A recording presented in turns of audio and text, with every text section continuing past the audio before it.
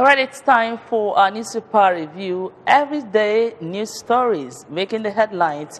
And today, let's actually look at some of our national dailies and, of course, get through to know what is going on in the country today. We begin with you, Theophilus. What papers do you have? Okay. All right. All right. This morning, we have a public affairs analyst in the studio who is going to help us look at some of these issues making the headlines. And he is Mr. Tobenna Obiano. Mr. Tobenna, we're glad to welcome you to the studio. I'm happy to and of course, anybody that hears your name would think it's the younger brother, Governor William Obiano. Well, it's a matter of coincidence. The state governor, Obiano, and I, Obiano too, from Anambra Central. He's from Anambra North. So it's just a matter of coincidence. So, I mean, I'm happy to be here. You're welcome. You're welcome, You're welcome. to the studio. Thank you. Let's begin. Let's begin. I have Daily Times. Daily Times, we have a banner headline here, says, suspension threats. Reps divides over Egmont directives. With the rider, Honorable Oladi derail process of legal framework. No, Senator Tazi refused every attempt to reconciliatory meeting. And another one that says, FG talks tough, begins prosecution of tax evaders. We know that time was given for voluntary asset declaration scheme, and the FG is talking tough that tax evaders will be prosecuted.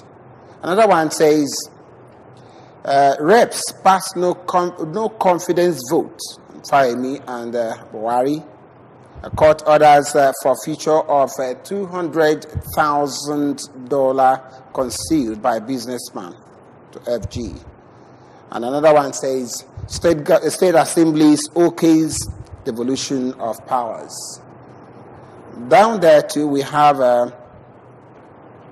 UNICEF saying 19 million newborn babies, risk brain damage annually. All these are the front page of Daily Times. Let's take the one, FG talks tough, begins prosecution of tax evaders. You see, I think the thing is, Nigeria, I tell people sometimes, is a ridiculous joke, right? Most of the times you hear these guys coming out so straight and so punchy that this is not happening or this is going to happen, especially for a case of these tax evaders. But you realize that they at the top, they form the part of the cabal that are engulfed in this problem of evading tax. Because they will talk tough, speak big grammar, and do nothing. This is Nigeria for you. And I can assure you, it's going to come and pass just like other previous hash talks and no acts after all. So this is Nigeria for you. FG and through the AG's office might end up doing absolutely nothing about it. This is what I'm sure of. Well, the minister says that they gave time before now for them to really regularize all those. And all those people that failed to get their tax profile regularized, they're going to be prosecuted. Again, we're giving time for that. Again, I think you still fail to understand that this is Nigeria. And unfortunately, things don't work the way they should. These things are always said that they're going to do it this way, they're going to push it this way, but you end up doing absolutely nothing about it, especially when those who are a part and parcel of their cabal, the inner caucus, are involved. Perhaps if those who are more of employers of labor in Nigeria or those who occupy very high positions of power are involved, what do you think is going to be laid out? Absolutely nothing. They will just, again, talk harsh, talk hard, and do nothing. This is Nigeria. I'm sorry, but then that's the truth. Okay. Suspension threat, Senate reps divide on Egmont directives. So, well, talk about suspension and the threats that follow. You remember there was a case when the Nigerian Senate were talking hard about the director of customs.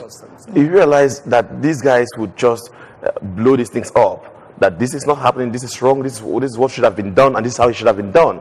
But in the long run, you realize that nothing also comes out of it. The threat and counter threat will just end up when they have an internal settlement or something, and nothing plays out of it.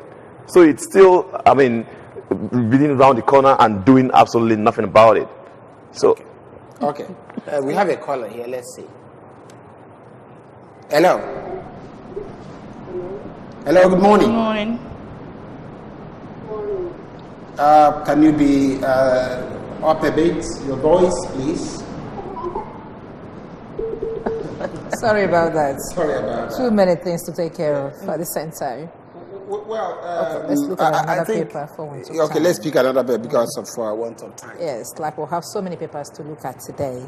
So let's quickly go over to get a newspaper and then find out what is talking. I will have a banner headline here saying, National Assembly rejigs nation's audit structure in anti-corruption fight. National Assembly rejects nation's audit structure in anti-corruption fight. And it has riders. The first rider said, passes audit service bill, grants autonomy to Auditor General. And the second one says, Senate upset over Nigeria's looming expulsion from global body. And then blames reps for lack of legislative consensus on issues. All these are coming under the headline, National Assembly rejects nation's audit structure in anti-corruption fight. We'll have another one down here that says, restructure now before it's too late. And this one is coming from Atiku. Restructure now before it's too late, Article 1. There's so many other headlines, but these are the two that we're going to look at now. What is why is Nigeria afraid or made this a National Assembly, because we don't even know what's going on there? Why is the National Assembly? And actually, before we really go into that, this picture on the screen, you know, of the president's son returning after he was sick. Remember, there was a rumor that he's dead or something. But look at yesterday. Actually, the wife of the president was so happy, you know, to be reunited with the son after treatment abroad. And that's a good one. You know, nobody would want to bury his or her own son. I know. With a lot of mixed feelings. But we're going to look at that maybe much later. Okay, so let's look at what is scaring the Senate about Nigeria looming expulsion from the international bodies. What's going on? First and foremost, we talked about issue of corruption, the anti-corruption war in the Senate. You see, first to the man, I mean the presidency, he won on 3 major polls: to fight corruption, to improve the economy, and then, of course, to provide security. We are all alive, I mean, in 2015 until this day. And sadly, but honestly, he has failed in these 3 forms, directly and indirectly. Now, if the National Assembly are eager and making their points against his stance and the way he says he's pushing his own anti-corruption stand, you don't blame these guys. Because they are here, they understand what is happening, they see how it's happening. When you bring up a more or less a one-sided fight, what do you think? When two elephants struggle, I mean, the grass suffers. So in the long run, you realize that these are my people, and these are not my people. And when you create an infighting between these people, it scatters the whole thing. And that's what is happening in the National Assembly. He will say Ndekwen and Ndekwen. This wants to say this, yes, this wants to say no. And then it's causing an uproar and a problem, because it turns out to be that these guys are being served by different sides or fronts for different reasons. If you realize that you don't want to treat people equally because of affiliation or other things, what do you expect? This is what plays out. So if there is a rejection or a shake or a disagreement among the members of the National Assembly on the issue of the stance of the presidency on anti-corruption, now you understand why. And do you see the recent release of the Transparency International on the corruption index? It gets worse. One of them. It gets worse. It gets worse. The reason is because what has actually played out. You blow the trumpet that you're doing wonders out there, and the world wants to say it. When they do their in-depth research and statistics comes out, they realize they're doing less than nothing. Because it's not about, I keep saying it, you don't just talk big and do nothing. That's the problem we have here. You don't talk big and do nothing. Okay, let's see whether Atiku is also talking big. And let's see what he's going to do as he's sworn in Nigeria.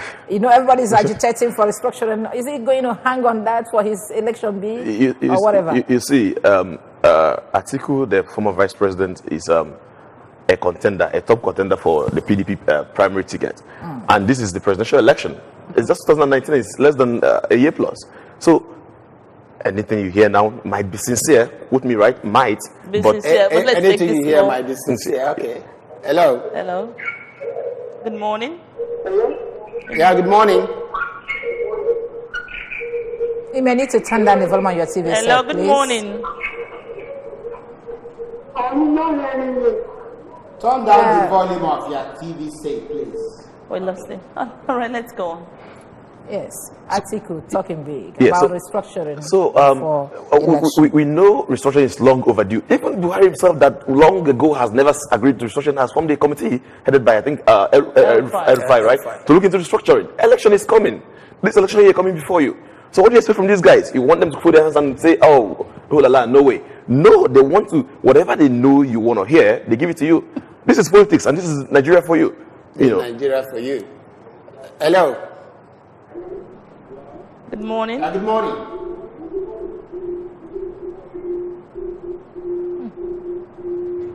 Hello. All right, let's go on. Okay, let's go. Go on. So that is it for you. When they say restructure, I think he's everywhere. Election is coming. The other day he visited Fayoshe in Ekiti State. Women's burial, he was there. So he's touring. He's trying to gain, of course, sympathy and everything, and also to see solidarity move for him. And I mean, I'm sorry to come in this way, but then if Atiku would save the thing we find ourselves in now as an administration or as a government, hell, I mean, let's bring him in. Because we don't have Let's honest about let's this bring thing. it even when you guys are agitating and for not Igbo just presidency. No. I don't have a problem with Igbo presidency. It's also good. We need to get, but you don't just sit down at your home and wait for the presidency to come and be given to you. The other day I was following updates online. People who are the greatest fans of P2B are saying, Vice President, why are you rallying down to Vice Presidency? If you're serious for business, you aim high. When you aim high, at least when you fall a little, you come below par. You don't just come with Vice President, then I'll push you down to SFG. You need to begin with, I'm fighting for president. Look at Fayoshe. He declared for presidency. So if he doesn't get Vice President, he should get SFG or something close to it. But when you begin to think low, even students writing exams, if you aim for 50, you fail. You have to aim at least 100, so you knock down to 80 or thereabout. That's the way it should go. And not just play second fiddle. You don't play second fiddle. It's okay. All right, let's take more stories. Well, let's from. You have some newspapers? Go for the Guardian first. All right, let's take this story from the Nation newspapers. This one, anybody that sees this one will say, wow. Rep, we have idea where abducted Dapchi girls are. We could be saying this. Parents launch prayer war for girls return. That's the writer there. And in the government, heads must rule. That's coming from government. Heads must rule. And let's see some of the stories. Security agents searching for the 110 abducted Dapchi girls got a clue yesterday. Member of the House of Representatives said the girls were still within Yobe State. How do they know? And who actually is feeding them this information? That's a big question that will be in the mind of everybody looking at the headline this morning. What's your take? Let's talk about Dapchi girls. First, there was Chibok. We must be honest, this is a calamity. It shouldn't have happened in the first place.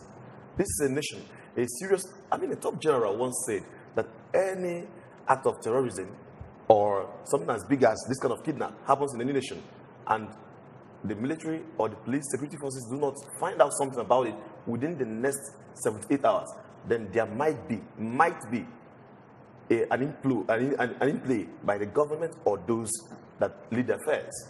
I think that one came from Sani Abacha. They led Sani Abacha. Yes, I think that was Sani Abacha that said that. Yeah. Now, talk about this kidnap. There was Chibok. The world was shut down. Including Michelle Obama, the then First Lady of America. She led with Bring Back Our Girls, whatever it is. And then same thing with our own objects that was here. These girls were kept in captivity for so many years. Nothing was fun about it. Then people were even saying that this was a conspiracy theory, it never happened or whatever it is. This is because these are not their daughters, these are not their relatives. Neighbors are saying that it happened. Now, how can this happen? How can these guys be kidnapped under the cover of darkness and taken to nowhere in our own Nigeria. Some Bisha is not in the war. With security operatives not seeing anything. So, and come on, talk about southeastern Nigeria and south. Crossover, the other time I traveled by land to Akwa Ibom.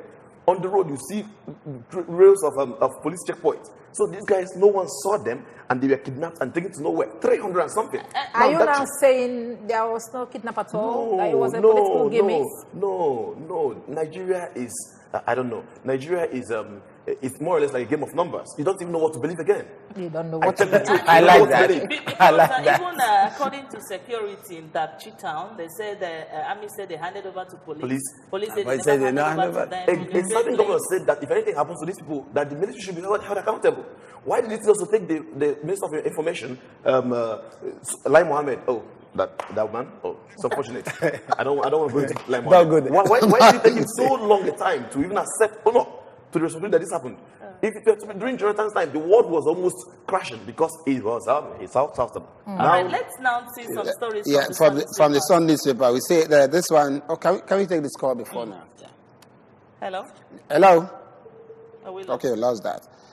This one says battle for Northeast. Army commander, 5 terrorists killed with the rider. Naval personnel also in bomb explosion. Fierce battle in Borno. Another one there says, how my coup against Americans backfired. Obasanjo talking here. Wike is saying here, hold your leaders accountable, Wike tells Nigerians. Buhari's wife, thank God, over son's full recovery return. SARS operative trap Malaye in FCT court. All these are in the Sun newspaper. I think we take that up, Borno. Is it not high time we look into what is happening there? More people are being killed. Maiduguri is in Borno State. Borno has suffered for long because of this. This was the same place where University of Maiduguri lecturers were kidnapped. Thankfully, they were just released, I think, a couple of weeks ago. What is happening in Borno is what no one can understand. Because now, why do we have security forces? Why do we have these guys who are adjourned as the best in West Africa, an Nigerian army? Why can't these guys go in and come? If it's going to take them, whatever is going to, Nigeria has the money.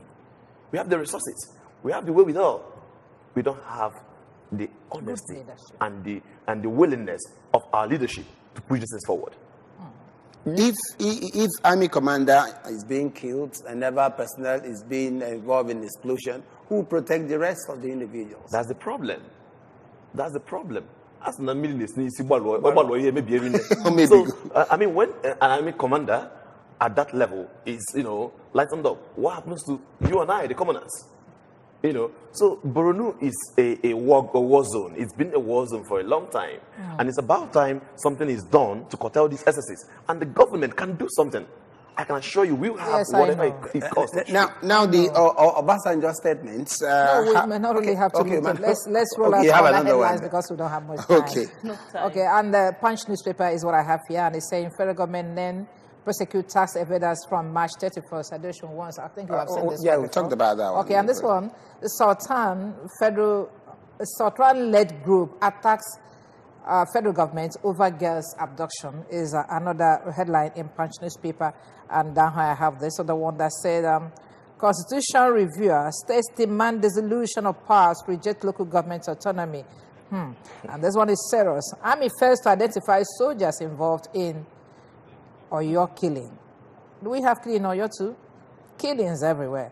Okay, that's just let's see other headlines and see what we can do. All right, finally, because of want of time, let's quickly look at the Daily Independent here and see what stories are actually making the headlines on that story. The bold headlines from the Daily Independent says, Houses of Assembly ask for devolution of powers, which riders condemn cosmetic constitution reviews. And of course, Lagos Rivers shun process. Then we have under here, Northern governors seek solution to security challenges. I think that's a step in the right direction. The earlier the better for us. We have just little time for it. All right, let's see what happens. Well, when you talk about security challenges in the north, if the leadership of Nigeria, I mean the governors and the presidency, if they are serious to quench this fire that is burning in the north, they can and they will. The willingness of the leader to face anything that is happening head on makes things easy. But we realize that in Nigeria, the willingness is not there. The will spirit is not there. This is not leadership. It's not leadership. It is a political goodwill to make things happen. Security is not a big problem if they want to, because we have whatever it might take or cost to stop it.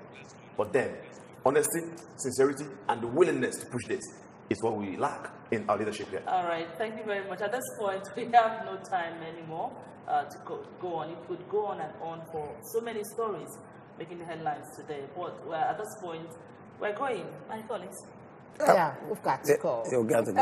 Yeah.